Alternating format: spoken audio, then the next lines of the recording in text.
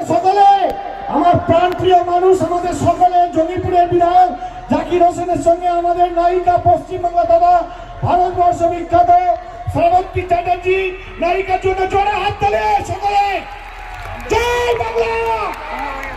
Thank you. আমরা আমাদের সাইডটাকে ভারী করলে হবে না। অভিনেত্রীকে বরণ করে নেব।